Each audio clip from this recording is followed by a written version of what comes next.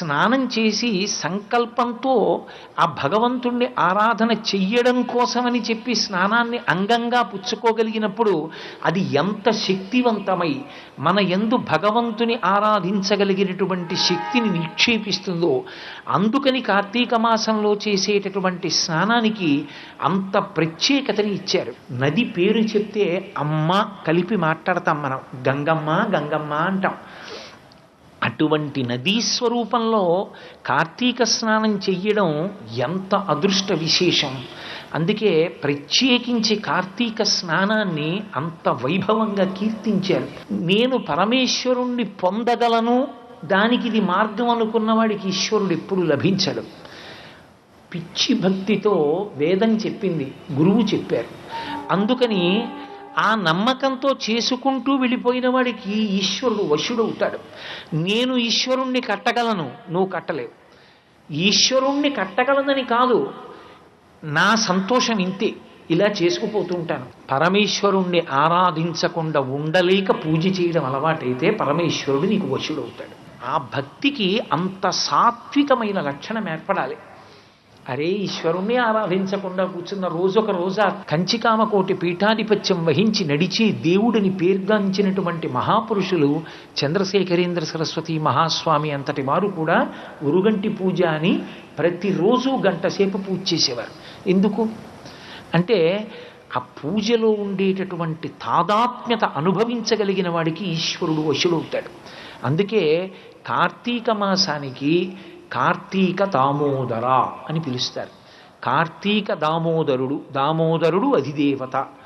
శైవ సంప్రదాయంలోంచి వస్తే త్రయంబక.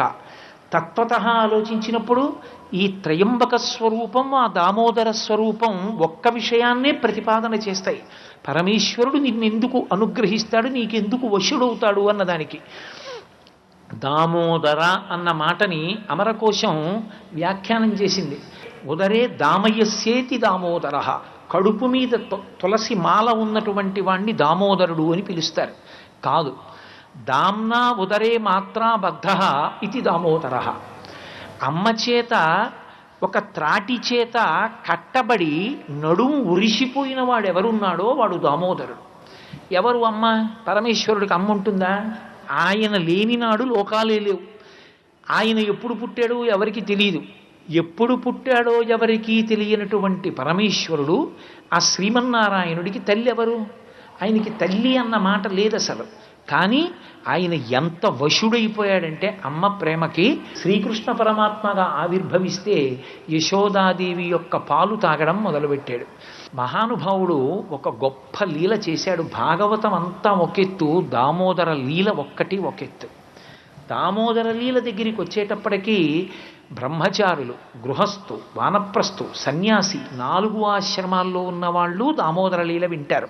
క్షీరాబ్ది ద్వాదశి నాడు శ్రీ మహావిష్ణువు నిద్రలేస్తారు. నిద్రలేచి తులసి బృందావన ప్రవేశం చేస్తారు. ఆయన కూడా నిద్రపోతే లోకాల్ని పరిపాలించేవాడెవడు? ఆయన ఎందుకు పడుకున్నట్టుగా ఉంటాడో చెప్పారు. నిద్రాముద్రాం నిఖిల జగతి రక్షణే జాగరూకం అన్నారు. ఆయన ఉపాసనని గమనిస్తాడు. నీ మనసు ఎంత భక్తితో ఉంది. 1,00,000 బిల్వార్చన చేస్తున్నాం, 1,00,000 బిల్వార్చన చేస్తున్నాం అంటారు. ఇలా చేత్తో పట్టుకుని లోపల గొంగళీ పురుగుంటే గొంగళీ పురుగుతో కలిపి శివలింగం మీద పారేస్తాడు, కప్పేస్తాడంతే ఆ మారేడు దళాలతో. ఏమి పూజ? పూజ ఎక్కడుంది అసలు? అందులో భక్తి ఎక్కడుంది? ధ్యానం ఎక్కడుంది?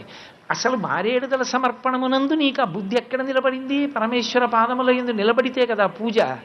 కాబట్టి ఆ పూజ చేసేటప్పుడు మనసు నిలబడడం అనేటటువంటిది ప్రధానం. అలా నిలబడి చేసినటువంటి పూజ ఏదో దాన్ని ఆయన గమనిస్తుంటాడు. మానస పూజ ఎక్కడ జరుగుతోందో, పూజ జరుగుతుండగా మనసు ఎక్కడ నిలబడిందో అది ఆయనకి ప్రధానం. అందుకే పత్రం పుష్పం ఫలం తోయం యోమే భక్త్యా ప్రయచ్చతి. ఫలమైన పుష్పమైనను దళమైనను సలిలమైన బాయని భక్తిన్ కొలచిన జిలు అర్పించిన ఎలమిన్ రుచిరన్నముగా ఎనుభుజింతున్నంటాడు భాగవతంలో. భక్తితో సమర్పణం చేసినటువంటి దాన్ని స్వీకరిస్తాడు తప్ప ఇది నేను తీసుకొచ్చానన్న దాన్ని ఆయన ఏం పుచ్చుకోడు. అదో అహంకారం. అది ఆయనకి ఎందుకు? అన్నీ ఆయన సృష్టిలోనివే. కాబట్టి ఆ భక్తితో ఎవడు నిలబడగలిగాడో వాడి వెంట పరమేశ్వరుడు పరిగెడతాడు. శివానంద లహరి చేస్తూ శంకరాచార్యులు వారు అంటారు, గభీరే కాసారే విశతి విజనే ఘోర విపినే విశాలే శైలే చ భ్రమతి కుసుమార్థంజలమతి సమర్ప్యై చేతస్సరసిజముమానాధపతే సుఖేనావస్థాతుం జనహ్యన జానాతి కిమహో. నువ్వు నీ మనసన్న పద్మాన్ని అక్కడ పెడితే పరమేశ్వరుడు నీ వెంట పడతాడు. అదొక్కటి లేనప్పుడు ఎన్ని పద్మాలు తీసుకొచ్చి ప్రయోజనం ఏమిటి? సర్వం శ్రీ ఉమామహేశ్వర పరబ్రహ్మార్పణమస్తు. స్వస్తి.